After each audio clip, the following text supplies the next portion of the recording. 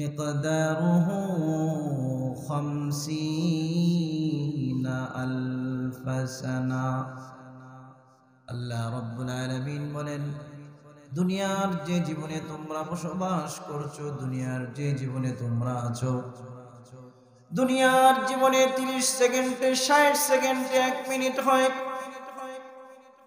60 মিনিটে 1 ঘন্টা হয়, 24 ঘন্টায় 1 দিন হয়, 7 দিনে 1 সপ্তাহ, 30 দিনে 1 মাস হয়, 12 মাসে 1 বছর।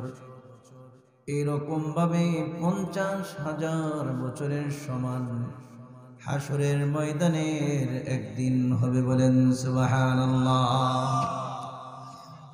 হাসরের ময়দানের একদিনের তুলনায় আপনি আমি এই দুনিয়াতে যদি 60 বছরের হায়াত নিয়ে আসি, তাহলে কতদিন আমি আপনি জীবিত থাকলাম?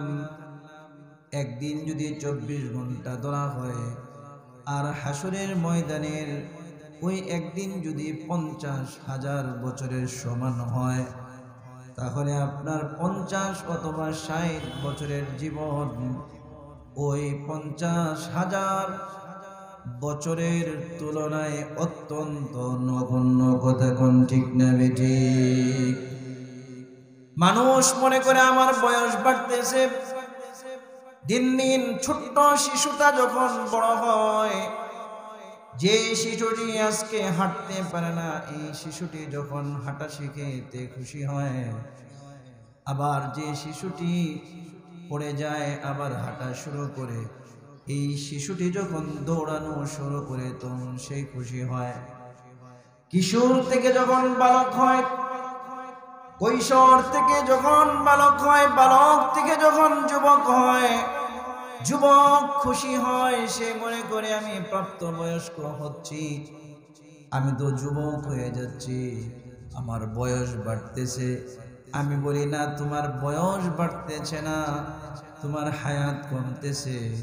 যত মিনিট চলে যাচ্ছে, যত ঘন্টা চলে যাচ্ছে, ততই আখিরাতের প্রস্তুতির সময় কমিয়ে আসছে। কথা কোন ঠিক না বেঠিক? আল্লাহ রাব্বুল আলামিন দুনিয়ার জীবনটা অত্যন্ত সংক্ষিপ্ত করে দিয়েছেন। এই সংক্ষিপ্ত জীবনে আপনাকে চিরস্থায়ী আখিরাতের সরসামানা তৈরি করতে হবে। আমি আপনাদেরকে যদি একটি উদাহরণ দিয়ে বুঝতে পারবেন দুনিয়ার জীবনটা কত ছোট আর আখিরাতের জীবনটা কত বড়। মুহাদ্দিসিনে কেরাম বলেন যে আসমান দেখছেন আর জমিন দেখছেন, আসমান জমিনের মধ্যবর্তী যে শূন্যস্থান আছে, এই গোটা শূন্যস্থানটাকে যদি আপনি সরিষার দানা দিয়ে ভরে দেন, সরিষার দানা এক একটা ফুটবলের মতো। কথা কয় না কি? সরিষার দানা দিয়ে যদি ভরে দেওয়া হয়, আর একটা পাখিকে যদি বলা হয়, হে পাখি, তুমি 1000 বছর পর পর এক একটা সরিষার দানা এই জমিন থেকে উঠিয়ে নিয়ে অমুক এলাকায় অন্য জমিনের মধ্যে রাখবে। এই পাখিটি 1000 বছর পর পর দানাগুলো যদি সরাইতে থাকে, একদিন না একদিন গোটা পৃথিবীর সমস্ত সরিষার দানাগুলো শেষ হয়ে যাবে। কিন্তু আখিরাতের জীবন কোনোদিন শেষ হবে না। আখিরাতের জীবন শেষ হবে না। আপনি আমি মনে করি মরলেই শেষ, ডেথ ইজ ইন, বাট জানে না ডেথ ইজ বিগিনিং। মানুষ মনে করে মৃত্যুই আমার শেষ, মৃত্যুর পরে মনে হয় কিছু নাই। কিন্তু আমি বলি ডেথ ইজ নট ইন, মৃত্যুই তোমার শেষ নয়, ডেথ ইজ বিগিনিং। মৃত্যুর দ্বারা তোমার নতুন একটা জীবন শুরু হয়েছে। কথা কোন ঠিক না বেঠিক? জন্মের দ্বারা তোমার একটা ক্ষণস্থায়ী জীবন শুরু হয়েছিল। আজকে যখন তোমার মৃত্যু হয়ে গেল, এমন এক জীবনের দিকে তুমি রওনা করলা, এমন একটি সফরে তুমি রওনা হইলা, যে সফরের অনেকগুলো ঘাটি আছে, কবরের যে ঘাটি মুহাদ্দিসিনে কেরাম হাদিসের তাফসীর করে তারা বলেন, সর্বশেষ যে ব্যক্তি ইসরাফিলের সিংহার ফুৎকারে যে ব্যক্তি পৃথিবী থেকে বিদায় নেবে, এই ব্যক্তিও 40,000 বছর কবরের জীবনে থাকবে। অথচ ঐতিহাসিক আল্লামা ইবনে আসাকির রাহমাতুল্লাহি আলাইহি, তিনি পৃথিবী বিখ্যাত একজন ঐতিহাসিক পরিসংখ্যানবিদ। তিনি বাবা আদম আলাইহিস সালাম থেকে পর্যন্ত পৃথিবীর বয়স কত বছর হয়েছে এটা তিনি তার ইতিহাসের কিতাবে লিপিবদ্ধ করেছেন। আল্লামা ইবনে আসাকির রাহমাতুল্লাহি আলাইহি বলেন, পৃথিবীর বয়স মাত্র 5.5 থেকে 6,000 বছর হয়েছে। পৃথিবীর বয়স যদি 5 থেকে 6,000 বছর হয়, আপনাকে কবরের জীবনই থাকতে হবে 40,000 বছর।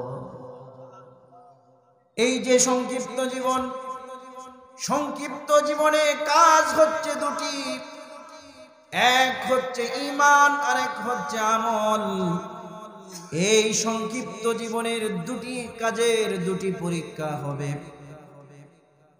প্রত্যেকটা ক্লাসের আপনার কয়েক সেট করে প্রশ্ন থাকে, এ সেট বি সেট এইরকম প্রশ্ন থাকে। আপনার আমার মানব জীবনে কাজ দুইটা, এই কাজের প্রশ্ন হচ্ছে দুইটা, সাবজেক্ট দুইটা, প্রশ্ন হচ্ছে দুইটা। কবরের জীবনে এক প্রশ্নপত্র আর হাসরের ময়দানে আরেক প্রশ্নপত্র। বলেন সুবহানাল্লাহ। একটি প্রশ্নপত্রে কিন্তু একটা প্রশ্ন থাকে না, কথা কোন ঠিক না বেঠিক? একটি প্রশ্নপত্রে অনেকগুলো প্রশ্ন থাকে, কিন্তু অনেকগুলো প্রশ্নের মধ্যে দুনিয়ার যে প্রশ্নপত্র আছে অনেকই অপশন থাকে, যে কোনো 10টার মধ্যে 3টা দিলে পাস, অথবা 3টার মধ্যে একটা লিখলে পাস, 5টার মধ্যে 3টা লিখলে পাস। কথা কোন ঠিক না বেটি? কিন্তু আল্লাহ পাকের যে প্রশ্নপত্র, কবরের প্রশ্নপত্র আর হাসরের ময়দানের প্রশ্নপত্র, এই দুইটি প্রশ্নের মধ্যে কোনো অপশন নাই, সবটাই কম্পালসারি। সবটার প্রশ্নের উত্তর 100-এ দিতে হবে। বলেন সুবহানাল্লাহ। কোনো ছাড় নাই। আল্লাহ পাকও এই দুইটা সাবজেক্টের উপর থাকার জন্য আমাদেরকে বলেছেন, 1 নাম্বার হচ্ছে ঈমান, 2 নাম্বার হচ্ছে আমল। শিরিক মুক্ত ঈমান, বেদাত মুক্ত আমল। শিরিক মুক্ত ঈমান যদি হয় আর বেদাত মুক্ত যদি আমল হয়, তাহলে এই দুইটি জিনিস যার হয়ে যাবে, যার পাকাপোক্ত হয়ে যাবে, ওই ব্যক্তির মৃত্যুর সাথে সাথে যে সফর শুরু হবে, এই সফরে শুধু সুখ আর সুখ, তার দুঃখ বিন্দু পরিমাণ হবে না। বলেন সুবহানাল্লাহ। কিন্তু অত্যন্ত ভারাক্রান্ত হৃদয় নিয়ে বলতে হয়, আমাদের সমাজে বহু নামাজি আছে যারা নিজেদেরকে পাকাপোক্ত ঈমানদার দাবি করে, নিজেদেরকে পরিপূর্ণ ঈমানদার দাবি করে, অথচ তাদের ঈমানটা শিরিক মুক্ত নয়। শিরিক তাদের ঈমানের ভিতরে প্রবেশ করে তাদের ঈমানটাকে বিনষ্ট করে দিয়েছে। বলেন নাউজুবিল্লাহ। অনেক মানুষ আছে নামাজ পড়ে, কোরআন তেলাওয়াত করে, জিকির আজকার করে, কিন্তু তাদের আমলগুলো বেদাত মুক্ত নয়। তাদের আমলগুলো নিজস্ব মনের পদ্ধতিতে বেদাত যুক্ত। সুতরাং তার ঈমানও শিরিক মুক্ত নয়, আমলটাও বেদাত মুক্ত নয়। যে ব্যক্তির ঈমানও শিরিক মুক্ত হবে না, আমলও বেদাত মুক্ত হবে না। বেদাত যুক্ত আমল আর শিরিক যুক্ত ঈমান আল্লাহ কোনদিন অ্যাকসেপ্ট করবেন না। বলেন নাউজুবিল্লাহ। জুড়ে বলেন না নাউজুবিল্লাহ। আজকে আমাদের বহু নামাজি আছে, নামাজের মধ্যে দাঁড়িয়ে বলে ইয়্যাকা না'বুদু ওয়া ইয়্যাকা নাস্তাঈন। জুড়ে বলেন আল্লাহু আকবার। নামাজের প্রতি রাকাতে একমাত্র জানাজা ব্যতীত পৃথিবীতে যত নামাজ আছে, ফরজ হোক, ওয়াজিব হোক, সুন্নত হোক, নফল হোক, মান্নতের হোক, তাহাজ্জুদ হোক, সালাতুত তাসবিহ হোক, ইশরাক হোক, আওয়াবিন হোক, যত নামাজ আছে, যত রাকাত আছে, প্রত্যেক রাকাতে সূরা ফাতিহা আছে না নাই? জোরে বলেন। সূরা ফাতিহায় আমরা আল্লাহর সামনে দাঁড়িয়ে বলি, ইয়্যাকা না'বুদু ওয়া ইয়্যাকা নাস্তাঈন।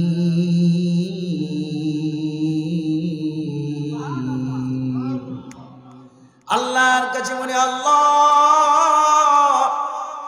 আমরা শুধু আপনারই ইবাদত বন্দেগী করি, আর আমরা শুধু আপনার কাছে সাহায্য প্রার্থনা করি। আল্লাহর কাছে মসজিদে নামাজে দাঁড়িয়ে এটা বলি, আর যখনই বিপদে পড়ি তখনই মাজারে দৌড় দেই, আছে না নাই? কথা কোন? সন্তান হয় না, কয় মাজারে মান্নত করো, কয় সন্তান হয় না, মাজারে যাও, আছে না নাই? পৃথিবীর মধ্যে শিরিক এবং বেদাতের আখড়া হচ্ছে মাজার। এই যে রজব মাস চলতেছে, মোড়ে মোড়ে বিভিন্ন জায়গায় দেখবেন লাল নিশানা টানিয়ে টানিয়ে খাজার নামে মাজার গড়ে ফুলুস কামানির দান্দা করে আছে না না? কোনো কিছু হলে মাজারে যায়। মাজারে যে ব্যক্তি শুয়ে আছেন, তিনি যদি আল্লাহর ওলিও হয়ে থাকেন, এই ব্যক্তির বিন্দু পরিমাণ আপনাকে দেওয়ার মতো ক্ষমতা নাই। ওই ব্যক্তি তো নিজেই সূরা ফাতিহা আর সূরা ইখলাসের মুহতাজ।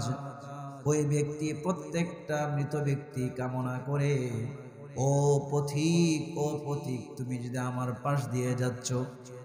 মৃত ব্যক্তিদের পাশ দিয়ে যখন কোনো জীবিত ব্যক্তি হেঁটে, আমরা হেঁটে যাই, মৃত ব্যক্তিরা আমাদেরকে চিৎকার করে বলতে থাকে, ও আল্লাহর বান্দা, একটা বার সূরা ফাতিহা আর 3 বার সূরা ইখলাস পড়ে আমার কাছে সওয়াব রেসানি করে যাও। দুনিয়াতে মানুষ মানুষের কাছে টাকা ফুলুস ভিক্ষা চায়, কথা কোন ঠিক না বেঠিক? আর কবরবাসীরা জীবিতদের কাছে সূরা ফাতিহা আর সূরা ইখলাস তাদের সওয়াব রেসানির জন্য তারা প্রত্যেকটা কবরবাসী তার আত্মীয় স্বজন আর সন্তানদের দিকে তাকিয়ে থাকে। তাদের যে অসহায়ের আর কেউ নাই। পৃথিবীর এক প্রান্ত থেকে অপর প্রান্তের খবর telephone, Telegram, Facebook, Instagram, Messenger সহ বিভিন্ন আধুনিক যে সমস্ত ব্যবস্থা আছে ইন্টারনেটের মাধ্যমে নেওয়া যায়। আপনার ঘরের সাথে আপনার বাবার কবর 10 বছর হয়েছে, মারা গেছে, আজ পর্যন্ত একটা মুহূর্তের জন্য আপনার বাবার সাথে আপনি কথা বলতে পারেন নাই, ঠিক না বেঠিক? অথচ আপনার বাবা প্রত্যেকবার চিৎকার করতেছে, ও আমার সন্তান আব্দুল মতিন, শোনো, দুনিয়ার জীবনে আমি নামাজ পড়েছিলাম, পাশাপাশি মাজারেও গেছি, খাজা বাবার মাজারে গেছি, শাহজালালের মাজারে গেছি, অমুক জায়গায় তমুক জায়গায় গিয়ে ইমানটাকে শেষ করে চলে আসছি। মনে করছি আমি অনেক বড় ইমানদার, কিন্তু আমার ইমানের সাথে যেহেতু শিরিক যুক্ত হয়ে গেছে, ভাইরাস যুক্ত হইলে যেভাবে আমার জীবনটাকে ভাইরাস নষ্ট করে দেয়, ইমানের সাথে যখন শিরিক যুক্ত হয় তখন ওই ইমানটাকেও নষ্ট করে দেয়। বলেন নাউজুবিল্লাহ। আমাদের মধ্যে বহু ভাই বোনেরা আছে, বিশেষ করে মা বোনদের এই রোগটা অনেক বেশি। সন্তানের সামনে পরীক্ষা, অথবা মেয়ের বিয়ে হচ্ছে না, অথবা বিয়ে হয়েছে সন্তান হচ্ছে না, অথবা ছেলেটা বিদেশে বিপদে পড়েছে, এইখানে বসে সাথে সাথে মান্নত করে বসে, আল্লাহ আমার ছেলেটা জেলের মধ্যে আছে, অসুস্থ আছে, বিদেশের মাটিতে আছে, আমি নাই, তার বাবা নাই, আত্মীয় স্বজন কেউ নাই, সে সাথে সাথে মান্নত করে, আল্লাহ আপনি যদি আমার সন্তানকে যদি বিপদ থেকে মুক্ত করেন, তাহলে আমি 8 রশির মাজারে একটা ছাগল দিব কতক্ষণ না করে কি করে না চাইছে কার কাছে কথা কয় না চারছে কার কাছে কারে বলছে আল্লাহকে বলছে কাকে আল্লাহকে বলছে আর মান্নতটা দিল কোথায় মাজারে মাজারে কি আল্লাহ থাকে নাকি মসজিদে আল্লাহ মাজার কি আল্লাহর ঘর কথা কয় না মাজার কি আল্লাহর ঘর না মসজিদে আল্লাহর ঘর দিল আল্লাহ বিপদ থেকে বাঁচাইলো আল্লাহ আর তুমি দিলা মাজারের মধ্যে তার মানে তুমি সবচেয়ে বড় বাটপার তুমি আল্লাহর সাথে ধোঁকাবাজি করলা কথা কোন ঠিক না বেটি মৃত ব্যক্তির কাছে চেও না মৃত ব্যক্তি দেওয়ার কেউ নাই হযরত মুআয ইবনে জাবাল রাদিয়াল্লাহু তাআলা আনহু আল্লাহর নবীর একজন প্রিয় সাহাবী খুব কম বয়সে অল্প বয়সে আল্লাহর নবী তাকে ইয়ামানের গভর্নর বানিয়ে পাঠাচ্ছেন আল্লাহর নবী সাল্লাল্লাহু আলাইহি ওয়াসাল্লামের অভ্যাস ছিল যখনই কোনো সাহাবীকে বিভিন্ন রাষ্ট্রদূতদের কাছে পাঠাইতেন বিভিন্ন দায়িত্ব দিয়ে পাঠাইতেন তখন তাদেরকে তিনি সেই রাস্তা চৌরাস্তা পর্যন্ত আগিয়ে দিতেন বলেন সুবহানাল্লাহ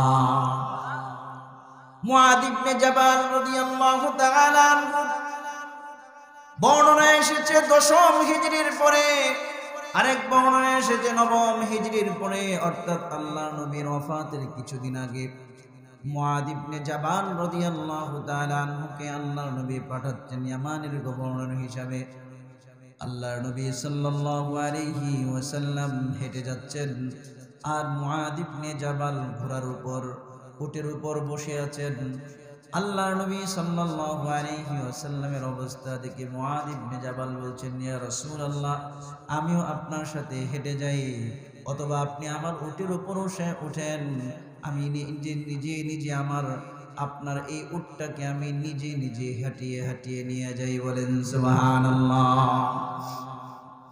আল্লাহর নবী বললেন না তুমি উটের উপর বসে থাকো তুমি যেহেতু ইয়ামানে যাচ্ছ বয়স্ক অনেক সমস্যার সম্মুখীন হবে যখন তুমি সমস্যার সম্মুখীন হবে কে সমাধান করবে কোরআন দিয়ে সমাধান করবে কি দিয়ে কোরআন দিয়ে সমাধান করবে মাহফিল কিসের কোরআনের মাহফিল কিসের অথচ কোরআন শরীফ আছে কোরআন দিয়ে তোমরা সমাধান করবে যদি সেই সমাধান সেই সমস্যার যদি সমাধান কোরআনে না পাও বিসুন্নতি তাহলে আমার সুন্নাত দিয়া আল্লাহর নবী সাহাবী মুআয ইবনে জাবাল বলছেন ইয়া রাসূলুল্লাহ তাহলে আমি আপনার সুন্নাত দিয়ে হাদিস দিয়ে আপনার জীবনী দিয়ে আমি সেই সমস্যার সমাধান করব এইভাবে উপদেশ দিচ্ছেন আপনার ছাত্র উস্তাদ কথা বলছেন ছাত্র শুনতেছে পরস্পর কথোপকথন হচ্ছে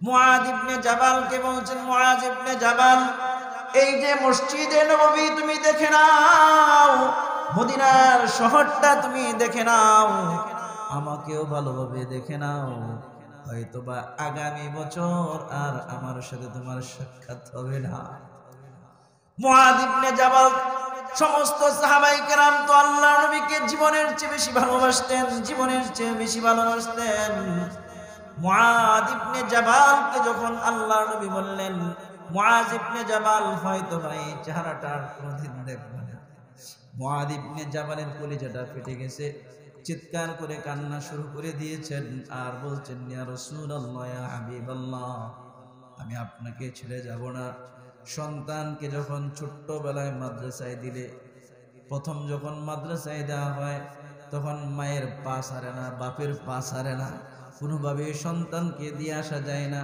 তো আল্লাহর নবীর সাহাবী মুআয ইবনে জাবালকে আল্লাহর নবী বলছেন মুআয ইবনে জাবাল যাও তবে তোমাকে আমি একটা উপদেশ দিচ্ছি যে বাহিনী আমি বলতেছিলাম সেটা হচ্ছে গোটা পৃথিবীর সমস্ত প্রশাসন সমস্ত সরকার সমস্ত মানুষ সমস্ত জিন সমস্ত প্রাণী মিলে যদি তোমার বিন্দু পরিমাণ ক্ষতি করতে চায় ততটুকুন ক্ষতি করতে পারবে যতটুকু ক্ষতি আল্লাহ পাক তোমার তকদিরে লিপিবদ্ধ করে রেখেছে। জোরে বলেন না সুবহানাল্লাহ।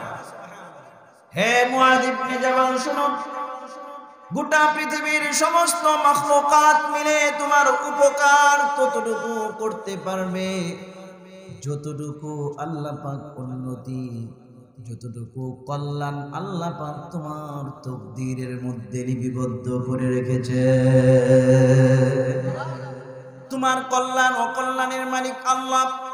কোন বাবা খাজা বাবা কল্যাণ ও কল্যাণের মালিক নয়, বরঞ্চ আমার মতো কিছু এইরকম ধর্ম ব্যবসায়ী আছে যারা খাজা বাবার দালাল, মাজারের দালাল, বিভিন্ন দরগার দালাল।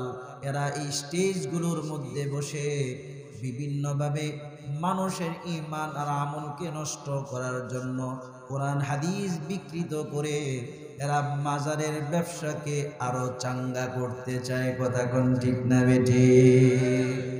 মাজারের মধ্যে কিছু নাই, যদি সমস্যায় পড়েন মসজিদে আসেন। আল্লাহ পাক কোরআনে কারীমের মধ্যে বলেন, ইয়া আইয়ুহাল্লাযীনা আমানুস্তাঈনু বিস-সাবরি ওয়াস-সালাহ ইন্নাল্লাহা মা'আস-সাবিরিন।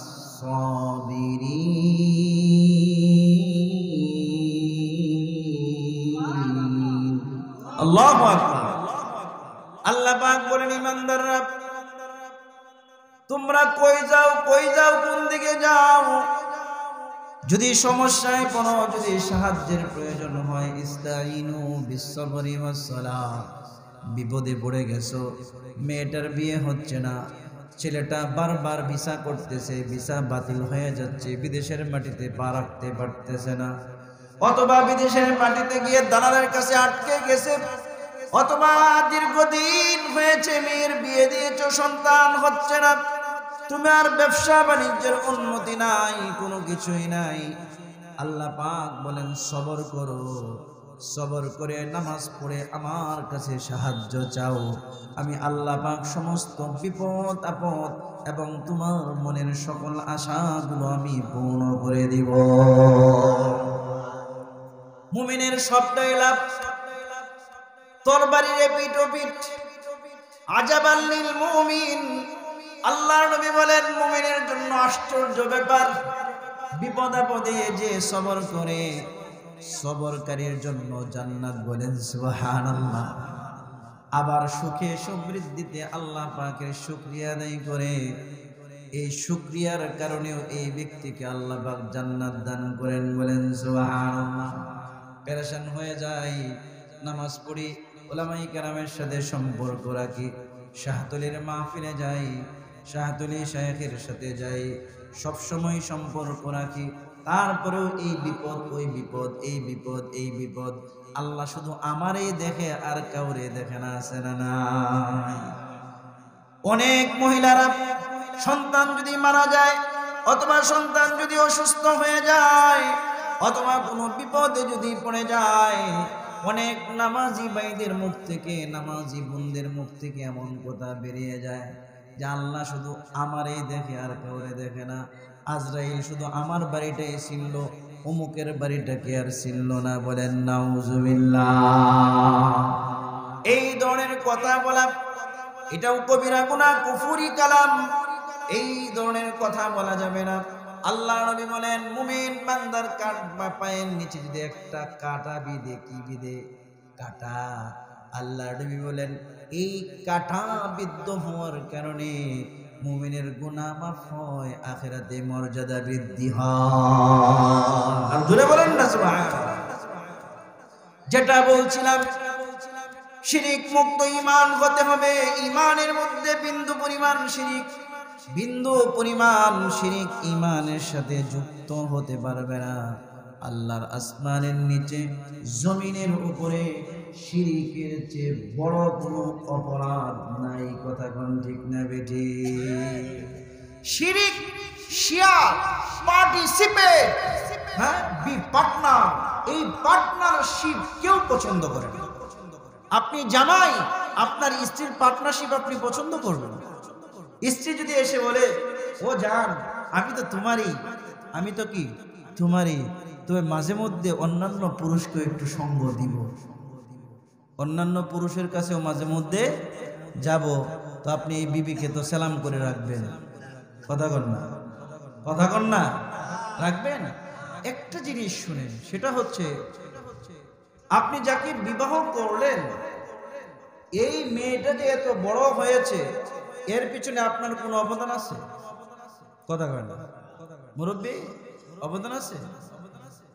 যে মেয়ের প্রেমে আপনি পড়লেন, যে বিবির চক্ষু গুলো ডাগর বিশিষ্ট চক্ষু, যে চোখের প্রেমে আপনি হারিয়ে যান, যে চোখের প্রেমের সাগরে আপনি হারিয়ে যান, ওই চক্ষু আপনি বানাইছেন। ভ্রুগুলো, যে ভ্রুগুলো অনেক সুন্দর, এই ভ্রুগুলোকে আপনি বানাইছেন। যে চুলগুলোকে আপনি কোলের মধ্যে রেখে আপনি বিলি দেন, চুলগুলোকে আপনি নাক দিয়ে ঘ্রাণ নেন, এই চুলগুলোকে আপনি তৈরি করেছেন। কথা কয় না, করেছেন? করেন নাই। কি করেন? চুলের জন্য তেল কিনে দেন, ঠোঁটগুলো সুন্দর দেখানোর জন্য লিপস্টিক কিনে দেন, ভ্রুগুলোকে আরো কালো কুচকুচে করার জন্য আপনি আই ভ্রু কিনে দেন। কথা কোন ঠিক না বেঠে?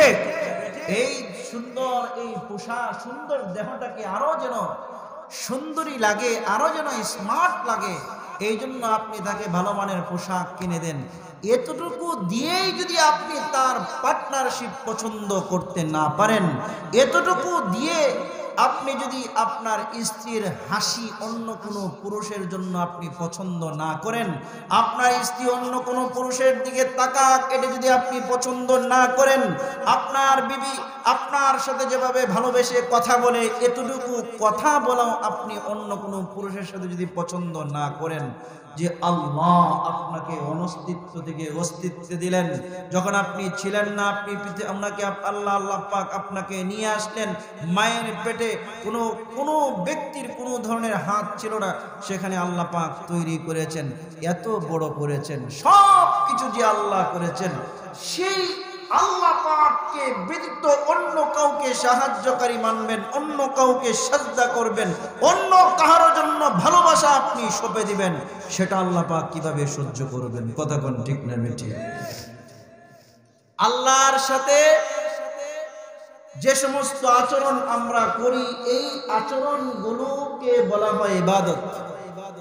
নামাজে আমরা দাঁড়াই কি দাঁড়াই না ভক্তি সহকারে? কথা কয় না, রাগ করতেছেন? শেষ করে দিব। নামাজে ভক্তি সহকারে দাঁড়াই কি দাঁড়াই না? রুকু করি কি করি না? সাজদা করি কি করি না? এটা হচ্ছে ইবাদত। কিন্তু সেম কাজ যখন আপনি মাজারে করবেন, সেটা হয়ে যাবে পূজা।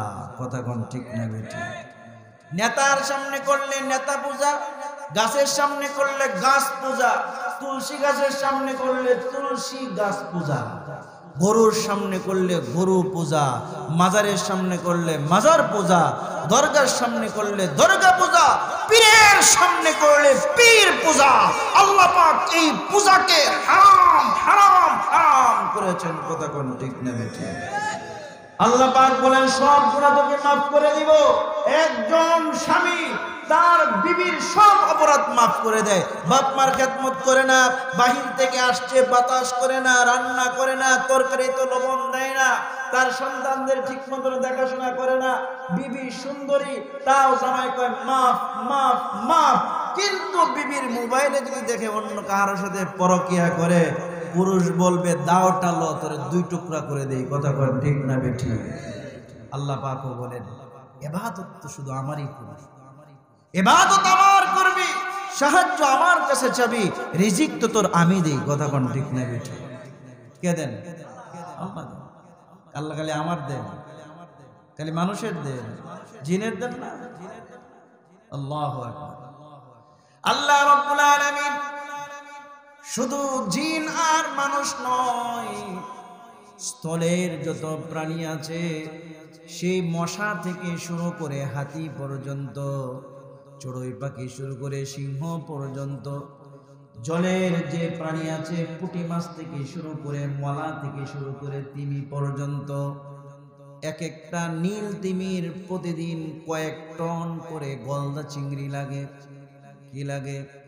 গলদা চিংড়ি। এই তিমি মাছগুলো কোন ভার্সিটিতে পড়াশোনা করেছে? ব্যবসা বাণিজ্য তো বাংলা বাজারে আছে, কথা কয় না? তিমি মাছের বাংলা বাজারে মার্কেট আছে না? ভাড়া পায় না তিমি মাছ, কথা কয় না? ভাড়া পায়? তিমি মাছের কোনো প্রতিষ্ঠান আছে? কোনো কর্ম আছে? সিংহের বনের যে সিংহগুলো আছে প্রতিদিন তাজা তাজা হরিণ খায়। হরিণের গোশত ৩,০০০, ৩,৫০০, ৪,০০০ টাকা কেজি। এই গোশত, হরিণের গোশত খায় তাজা তাজা। ওই সিংহগুলো কোন কোম্পানিতে চাকরি করে? করে কে খাওয়ান? কথা বলেন না। গলদা চিংড়ি তিমিকে কে খাওয়ায়? জিনকে কে খাওয়ায়? মানুষকে কে খাওয়ায়?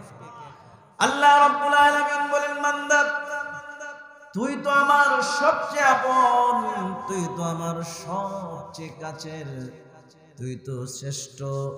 ওয়ালাকাদ কাররামনা বানি আদম, ও বনি আদম আমি তোকে সম্মানিত করেছি। জিনের চেয়েও তোর সম্মান বেশি, অন্যান্য প্রাণীর চেয়ে তোর সম্মান বেশি, ফেরেশতার চেয়েও তোর সম্মান বেশি। বলেন সুবহানাল্লাহ। ও বান্দা শোন, সকাল বেলা যে পিপিলিকাটি খালি পেটে ঘর থেকে বেরিয়ে যায়, যে পাখিটি খালি পেটে বেরিয়ে যায়, বড় বড় হাতিগুলো, বড় বড় প্রাণীগুলো সকাল বেলায় খালি পেটে ঘর থেকে বেরিয়ে যায়। তিমি মাছগুলো সকাল বেলা খালি পেটে থাকে, বড় বড় প্রাণীগুলো খালি পেটে থাকে। সন্ধ্যাবেলা এরা যখন গৃহে ফিরে, এরা কাহারও চাকরি করে নাই, এদের কোনো ব্যবসা বাণিজ্য নাই, এদের কোনো কামাই রোজগার নাই, কিন্তু আমি আল্লাহ রাব্বুল আলামিন অসংখ্য অগণিত প্রাণীগুলোকে সন্ধ্যাবেলায় পেট পূর্তি করে তাদের ঘরে ফিরাইয়া দে।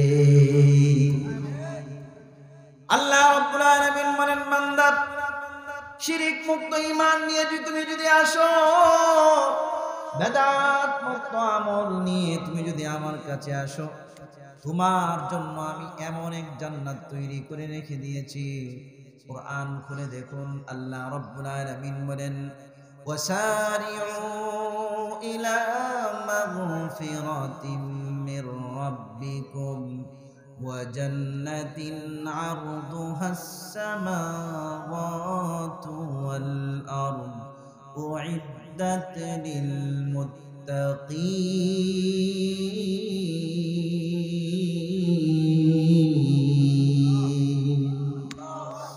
আল্লাহ পাক বলেন, বান্দা ওয়াসারিউ, তোমরা দৌড়ে আসো, দৌড়ে আসো। আজকে যদি বাংলা বাজারের মধ্যে বিরাট বড় একটি কাভার ভ্যান এসে সুন্দর সুন্দর টিভি আর ফ্রিজ, বিভিন্ন মনোরম জিনিস যেটা মার্কেটে হচ্ছে 40,000, এইখানে যদি মাইকিং করে এই জিনিসগুলো, যে প্রত্যেকটা ফ্রিজের দাম হচ্ছে মাত্র 4,000, মাত্র 2,000, আমার তো মনে হয় আশপাশ সহ যদি এইখানের খবর শুনে বহু মানুষ এই ফ্রিজ নেওয়ার জন্য বগুড়া থেকে পর্যন্ত এসে যাবে। কথা কোন ঠিক না বেটি? 40,000 টাকার ফ্রিজ মাত্র 4,000 টাকায়, 1 লক্ষ টাকার এসি মাত্র 10,000 টাকায়। এই যে অফার দুনিয়ার মানুষগুলো দুনিয়া কামানোর জন্য দেয়, আল্লাহ পাক বলেন, সারিউ সারিউ, দৌড়ে আসো, দৌড়ে আসো দুটি জিনিসের দিকে, ইলা মাগফিরাতিম মির রাব্বিকুম, তোমরা তোমাদের রবের ক্ষমার দিকে আসো। বলেন সুবহানাল্লাহ। তোমরা তোমাদের রবের ক্ষমার দিকে আসো। ওয়া জান্নাতিন আরদুহা, আর এমন জান্নাত, এমন বাড়ি, এমন বাসস্থান, এমন এলাকার দিকে তোমরা দৌড়ে আসো, এমন জান্নাতের দিকে দৌড়ে আসো যে জান্নাতের পরিধি হচ্ছে 7 তবক আসমান আর 7 তবক জমিন সমপরিমাণ। 7 তবক আসমান, 7 তবক জমিন দিয়ে জান্নাতটি বড়, এমন জান্নাতের দিকে দৌড়ে আসো। আল্লাহ পাক বারবার বারবার বারবার আমাদেরকে আহ্বান করেন এমন জান্নাতের জন্য, এমন জান্নাতের চাবিকাঠি, এমন জান্নাতের মালিক হওয়ার জন্য আল্লাহ পাক দুটি মূলধন দিয়েছেন। এক হচ্ছে শিরিক মুক্ত ঈমান, দুই নাম্বার হচ্ছে বেদাত মুক্ত আমল। বলেন সুবহানাল্লাহ। কারা কারা জান্নাতে যাইতে চায়? আয় আল্লাহ, জোরে বলেন না আল্লাহু আকবার। আল্লাহ পাক সবাইকে কবুল করুন, সকলে বলে আমিন। যদি আপনি আমি শিরিক মুক্ত ঈমান, বেদাত মুক্ত আমল করতে পারি, আল্লাহ পাক এমন জান্নাত দিবেন, এমন জান্নাত দিবেন, জান্নাতের নাজ নিয়ামতের কোনো শেষ নেই। কিন্তু দুনিয়ার মানুষ কথা কয়, জোরে লা ইলাহা ইল্লাল্লাহ। তো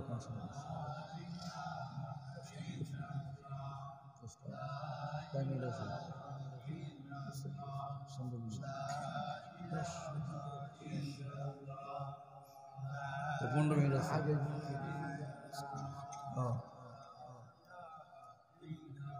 লা ইলাহা ইল্লাল্লাহ মুহাম্মাদুর রাসূলুল্লাহ।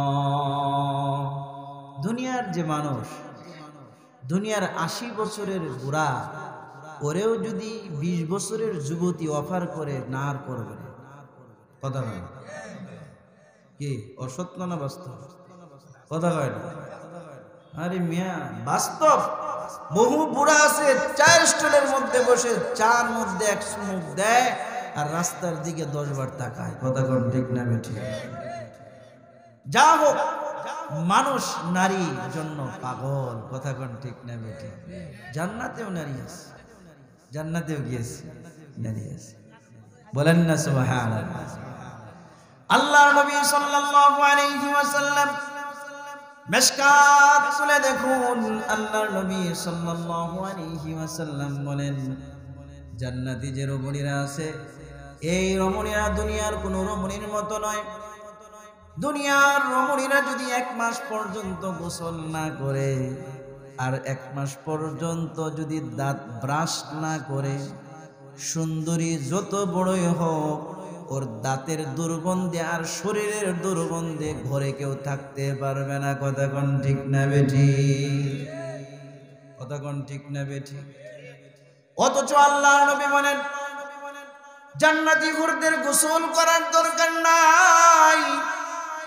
জান্নাতি রমণীদের এক গুচ্ছ চুল যদি আসমান ভেদ করে জমিনের দিকে দিয়ে দেয়া হয়, সূর্যের আলো যতটুকু আলো হয়, এক গুচ্ছ চুলের সিল্কির আলো এর চেয়েও অনেক গুণ বেশি হবে। জান্নাতি রমণীদের হাসলে যে দাঁতগুলো দেখা যায়, পূর্ণিমার রাতে আসমানের মধ্যে যে চন্দ্র আমরা দেখি, যে তারকাগুলো দেখি, তারকাগুলো মিট মিট মিট মিট করে কি করে না? সুন্দরী রমণী যখন হাসবে, তখন তার দাঁতগুলো মুক্তার চেয়েও বেশি চমকাতে থাকবে। বলেন সুবহানাল্লাহ। দুনিয়ার রমণী যদি ব্রাশ না করে, ফেসিয়াল না করে, তাকে সৌন্দর্যতা নষ্ট হয়ে যায়। কিন্তু জান্নাতি রমণী যদি একটা থুতু কোনো লবণাক্ত সাগরের মধ্যে দেয়, লবণাক্ত কোনো গ্লাস নয়, জগ নয়, কোনো পুকুর নয়, দিঘি নয়, নদী নয়, লবণাক্ত সাগরের মধ্যে যদি কোনো জান্নাতি হোর যদি একটা থুতু দেয়, তাহলে এই থুতুর কারণে গোটা লবণাক্ত সাগরটা মিষ্ট সাগরে পরিণত হয়ে যাবে। জান্নাতি হুরদের অনেক নিয়ামত আছে, তবে আমি আপনাদের সামনে সর্বশেষ যে ব্যক্তি জান্নাতে প্রবেশ করবে, এই ব্যক্তির নিয়ামত যদি আমি আপনাদের সামনে কিছুটা বর্ণনা করি, তাহলে বুঝতে পারবেন এর চেয়ে হাই ক্লাস যারা আছে তাদের নিয়ামত কেমন হবে। আপনার কাস্টমার, আপনার দোকানে যদি 10 জন কর্মচারী থাকে, যে ব্যক্তি সবচেয়ে নিম্নমানের কর্মচারী, ওর বেতন যদি 10,000 হয়, বাকিদের বেতন কি আরো কম হবে নাকি বেশি হবে? তাদের বেতন আরো বেশি হবে।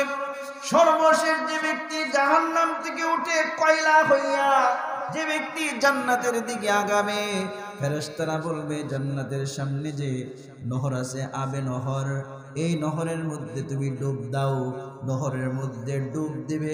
ডুব দেওয়ার পরে নদীর পাশে, বিলের পাশে, খালের পাশে, রাস্তার পাশে দেখবেন নতুন নতুন ধান উদ্ভিদ হইলে ধানগুলো যেমন সবুজ শ্যামল হয়, ওই ব্যক্তি ওই নহর থেকে অত্যন্ত যুবক, 30 বা 33 বছর যুবকের মতো সুন্দর নাদুস নুদুস চেহারা নিয়ে ওই নহর থেকে উঠবে। বলেন সুবহানাল্লাহ। ওই ব্যক্তি জান্নাতের গেটের মধ্যে যাবে, আওয়াজ শুনবে, আওয়াজ হই হুল্লোড় শুনবে। ওই ব্যক্তি মনে করবে জান্নাতে মনে হয় কোনো জায়গা নাই, বাসে যেমন সিট পাওয়া যায় না, ওই ব্যক্তি মনে করবে জান্নাতটা মনে হয় কোনো লোকাল বাস, বাসের ভিতরে মনে হয় যেমন জায়গা নাই, জান্নাতের মধ্যেও মনে হয় কোনো সিট নাই। ওই ব্যক্তি আল্লাহকে বলবে, আল্লাহ জান্নাতে মনে হয় কোনো জায়গা নাই। আল্লাহ পাক বলবেন, তুমি তোমার জান্নাতের দরজাটা খোলো। জান্নাতের দরজার মধ্যে সে কলিং বিল টিপ দিবে। কলিং বিল টিপ দেওয়ার পরে জিজ্ঞাসা করা হবে, মান আনতা, তুমি কে? ওই ব্যক্তি যখন নিজের নাম বলবে, সাথে সাথে সুন্দরী রমণীরা তাকে আহলান সাহলান বলে ফুলের তোড়া দিয়ে তাকে জান্নাতের ভিতরে নিয়ে যাবে। ওই ব্যক্তি জান্নাতে প্রবেশ করবে। জান্নাতে প্রবেশ করার পরে দেখবে সবাই তাকে সালাম দেয়। কুরআন খুলে দেখুন, আল্লাহ রাব্বুল আলামিন বলেন, তাহিয়াতুহুম ইয়াওমা ইয়ালকাউনাহা সালাম ওয়া আ'আদ্দা লাহুম আজরান কারীমা। বলেন আল্লাহু আকবার। সবাই সালাম দেয়। ফেরেশতা এসে বলে আসসালামু আলাইকুম, তার বিবিরা এসে বলে আসসালামু আলাইকুম, তার কাজের যে বিভিন্ন ধরনের হুর গেলমান আছে তারা এসে বলে আসসালামু আলাইকুম, যে দিক থেকে যায় সালাম আর সালাম। এইভাবে সে একটি মণিমুক্তা খচিত একটি স্বর্ণের সিংহাসন পাবে। এই সিংহাসনের মধ্যে বসবে। বসার পরে আল্লাহর পক্ষ থেকে সালাম চলে আসবে। কুরআন করে দেখুন, সূরা ইয়াসিনের মধ্যে আল্লাহ রাব্বুল আলামিন বলেন, সালামুন কাওলাম মির রাব্বির রহিম।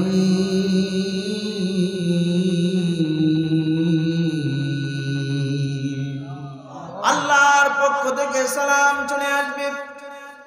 আল্লাহর পক্ষ থেকে যখন সালাম পাবে, ওই ব্যক্তি অত্যন্ত আনন্দিত হয়ে যাবে। অত্যন্ত আনন্দিত হয়ে সে এইভাবে বলবে। বসার পরে এইভাবে সে বিভিন্ন ধ্যানের মধ্যে মগ্ন হয়ে যাবে। এমতো অবস্থায় একজন হুর তার ডান পাশে দাঁড়িয়ে তার বাম পাশে তার বুগলের নিচে আস্তে করে একটু খোঁচা দিবে। আমরা দাদা নাতি যেভাবে দুষ্টামি করে, কি করে না, কথা কোন ঠিক না বেঠিক? এই দিক দিয়ে দাঁড়ায়, ওই দিক দিয়ে গুতা মারে, দাদা ওই দিকে তাকায় দেখে কেউ নাই, কথা কোন ঠিক না বেঠিক? জান্নাতি হুর একটু দুষ্টামি করবে, তার ডান পাশে দাঁড়িয়ে বাম পাশে বুকুলের নিচে আস্তে করে যখন গুঁতো দিবে, ওই ব্যক্তি বাম দিকে তাকাবে, দেখবে কেউ নাই। ডান দিকে তাকিয়ে দেখবে অত্যন্ত সুন্দরী সুশ্রী একজন ললনা তার দিকে মুচকি মুচকি হাসছে। এই ব্যক্তির ডান দিকে ঘাড় ঘোরানো থাকবে। এই ডান দিকে ঘাড় ঘোরানো অবস্থায় একদিন নয়, 2 দিন নয়, 1 মাস নয়, 2 মাস নয়, 70টা বছর চলে যাবে। বলেন সুবহানাল্লাহ। কত বছর যাবে? 70 বছর চলে যাবে। আমি আপনাদেরকে গ্যারান্টি দিলাম, পৃথিবীতে যত সুন্দরী আছে, মিস ওয়ার্ল্ড আছে, miss India, miss Bangladesh, miss America, miss Russia, যারা বিভিন্ন সুন্দরী প্রতিযোগিতায় 1 হয়, 2 হয়, 3 হয়, আসে না নাই? এইগুলো সব হচ্ছে ময়দার পাওয়ার। কিসের পাওয়ার? ময়দার পাওয়ার। চেহারার সুরতের মধ্যে যে যত বেশি ময়দা লাগাতে পারে আর চরিত্র যত বেশি হরণ করতে পারে ওই মেয়েটাই তত বেশি সুন্দরী প্রতিযোগিতায় এক হয়ে যায়। কথা কোন ঠিক না বেটি? কিন্তু এই যে সুন্দরী রমণী যার দিকে আপনি ডানটা গার দুলানোর সাথে সাথে একদিন নয় 2 দিন নয় 70টি বছর চলে যায়। 70 বছর চলে যাওয়ার পরে জিজ্ঞাসা করে মান আনতি, তুমি কে? ওই হুর উত্তর দেয় আনা মিনাল মাসিদা, ও আমি কেউ না, আমি হচ্ছে আপনার যে বিবি আছে, আপনার যে বিভিন্ন বিবিরা আছে, এই বিবিদের কাজের মহিলা। ঘরের যদি চাকরানি এত সুন্দর হয় তাহলে মহারানী কি পরিমাণ সুন্দর হবে বলেন সুবহানাল্লাহ। উপর থেকে আওয়াজ আসবে, ও আল্লাহর বান্দা, আমালানা মিনান নাসিব, এই যে কাজের মহিলা নিয়ে পড়ে আছো, আমাদের কি তুমি সময় দিবা না? উপরের দিকে তাকাবে, দেখবে নিচেরটার চেয়ে উপরটা আরো 70 গুণ বেশি সুন্দরী বলেন সুবহানাল্লাহ। উপরের দিকে উঠবে, সিঁড়ি বেয়া নয়, লিফট নয়, বুরাকের মতো আল্লাহ পাক একটি বাহন দিবেন, যে বাহনটি চোখের পলকে পলকে চলতে থাকবে বলেন সুবহানাল্লাহ।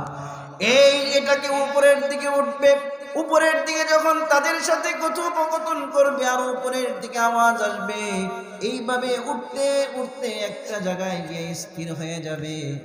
দেখবে ওইখানে একজন সুন্দরী রমণী দাঁড়িয়ে আছে, যার শরীরের মধ্যে অনেক মোটা কাপড় রয়েছে। দুনিয়ার যদি 70টা কাপড়কে একসাথে জোড়া দেওয়া হয়, যত মোটা হয় এত মোটা কাপড় পরে থাকবে। এই কাপড়ের ভিতর দিয়ে, চামড়ার ভিতর দিয়ে গোশত, গোশতের ভিতর দিয়ে হাড়, হাড়ের ভিতর দিয়ে যে আপনার মগজগুলো চলাফেরা করছে, ওই জান্নাতি ব্যক্তি তার বিবির এত কিছুর ভিতর দিয়েও আপনার হাড়ের ভিতরের মগজের চলাফেরা পর্যন্ত দেখতে পাবে বলেন সুবহানাল্লাহ। ও ভাই, দুনিয়ার এমন কোন সুন্দরী আছে কাপড় পরলে ভিতর দেখা যায়? আছে? কিন্তু জান্নাতি হুর আপনার যিনি বিবি হবেন, ওই বিবি আসবে, ওই বিবির পরনের মধ্যে যে কাপড় থাকবে এটার বিভিন্ন কালার থাকবে। তার ডান হাতের মধ্যে 500 কালারের একটা ফুলের তোড়া থাকবে, প্রত্যেকটা কালার থেকে ভিন্ন ভিন্ন ঘ্রাণ বের হবে বলেন সুবহানাল্লাহ। এই বিবির ডান পাশে 70,000 হুর গেলমান, বাম পাশে 70,000 হুর গেলমান। এই বিবি আপনার দিকে এগিয়ে আসতে থাকবে আর গান গাইতে থাকবে। রুনা লাইলা, সাবিনা ইয়াসমিন, পরিমণি এদের গান শুনেন, পচা গান পচা। জান্নাতি হুররাও গান গাবে, তারা সেদিন গান গাবে আর বলবে, নাহনুল খালিদাতু ফালা নাবিদু ওয়া নাহনুন নাইমাতু ফালা নাবআসু, নাহনুল খালিদাতু ফালা নাবিদু ওয়া নাহনুন নাইমাতু ফালা নাবআসু ওয়া নাহনুর রাজিয়াতু ফালা নাসখাতু তুবা লিমান কানা লানা ওয়া কুন্না লাহু। বলেন আল্লাহু আকবার। জান্নাতি হুররা গান গাবে আর বলবে, আল্লাহর বান্দা, দুনিয়াতে তোমার বিবি কত রাগ তোমার সাথে করেছে, দীর্ঘদিন সংসার করছো, মন মতো চলছো, একদিন শাড়ির দামটা একটু কম দামি হয়ে গেছে, বিবি কাপড়টাকে জুড়ে নিক্ষেপ করে বলছে, 18 বছর সংসার করে তোমার ঘরে কিচ্ছু পাই নেই। কথা কোন ঠিক না বেটি? কিন্তু আমরা এমন বিবি নয়, নাহনুর রাজিয়াতু ফালা নাসখাতু, কোনদিন আমরা তোমার প্রতি অসন্তুষ্ট হব না, কোনদিন অসন্তুষ্ট হব না। আল্লাহ পাক আমাদেরকে এত সুন্দর করে বানিয়েছেন, কোনদিন তোমাদের প্রতি অসন্তুষ্ট হব না। ওই ব্যক্তি জান্নাতি হুরের দিকে দৌড় দিবে, জান্নাতি হুরের সাথে তার মুআনাকা হবে। এক মুআনাকায় 70 বছর চলে যাবে। বলেন সুবহানাল্লাহ। জোরে বলেন না সুবহানাল্লাহ। এই জান্নাতে যাইতে চান? কথা কয় না। যাইতে চান? কথা কন না। যাইতে চান? কে কে চায়? সবাই যাইতে চায়। তাহলে আমরা সবাই ইয়াতে ইসলামী ব্যাংকে প্রত্যেকে 1 লাখ টাকা করে জমা দিব জান্নাত কেনার জন্য, নাকি? কিচ্ছু না। আল্লাহ পাক বলেন তুই রিকশাওয়ালা, তুই ভিক্ষুক, তুই বস্ত্রহারা, বাস্তুহারা, ভিটে মাটি হারা, তুই কোন দেশের, তোর গায়ের কালার কি, রং কি, কোন তোর আইডেন্টি কার্ড আছে না নাই, কোন দল করিস, কিচ্ছু দরকার নাই। তুই শুধু শিরিক মুক্ত ঈমান আর বেদাত মুক্ত আমল নিয়ে আমার কাছে আয়, সত্যবক আসমান জমিন সমপরিমাণ জান্নাত তোকে দিয়ে দিব। বলেন সুবহানাল্লাহ। শিরিক মুক্ত ঈমান, বেদাত মুক্ত আমল। শিরিক কি, বেদাত কি, এইটা কোনো ইউনিভার্সিটিতে শেখানো হয় না। এই যে পীর সাহেবে, আমাদের শফিক সাহেব, তিনি যে প্রতিষ্ঠান করতেছেন, এই প্রতিষ্ঠানে কোরআন শিখায়, কথা কোন ঠিক না বেটি? এই প্রতিষ্ঠানে হাদিস শিখায়, কোরআন এবং হাদিস আছে যার কাছে, শিরিক বেদাত ধরার মেশিন আছে তার কাছে। কথা বলেন, জোরে বলেন না ঠিক না বেটি? সুতরাং এই বাংলা বাজারের এই প্রতিষ্ঠান যত বড় হবে, এই এলাকা তত বেশি শিরিক মুক্ত হবে, বেদাত মুক্ত হবে। কথা কোন ঠিক না বেটি? কোরআন সুন্নাহর আলো যেখানে ঢুকেছে, বাতিল পিছনের রাস্তা দিয়া ভেগেছে। কথা কোন ঠিক না বেটি? এই জন্য আমরা এই মাদ্রাসায় টাকা পারেন না, দিয়েন না, দোয়া তো করতে পারবেন। এই মেয়ে, আল্লাহর খাজানায় কম আছে? কথা কয়, আল্লাহর খাজানায় কম আছে? একটা হাদিস শোনায় দিই, হাদিস শোনায় শেষ করে যাও। আল্লাহর নবী বলেন, পৃথিবীর শুরু লগ্ন থেকে এই পর্যন্ত, কিয়ামত পর্যন্ত যত মানুষ আসবে, এসেছে, চলে গেছে, আছে, আরো আসবে, যত জিন এসেছে, আছে, আসবে, যত প্রাণী এসেছে, আছে, আসবে, সবাই যদি একত্রিত হয়ে একটা খোলা ময়দানে একত্রিত হয়, প্রত্যেকেই সকাল থেকে সন্ধ্যা পর্যন্ত আল্লাহর কাছে চায়, চাইতে চাইতে ক্লান্ত হয়ে যায়। আল্লাহ পাক যদি প্রত্যেকের মানসা অনুপাতে সব কিছু দেন, তাহলেও আল্লাহর খাজানা থেকে এতটুকু কমবে না। আপনার আমার সমুদ্রের মধ্যে সুই ফেলাইলে সুয়ের মাথায় যতটুকু পানি আসলে সমুদ্রের পানি কমে। বলেন সুবহানাল্লাহ।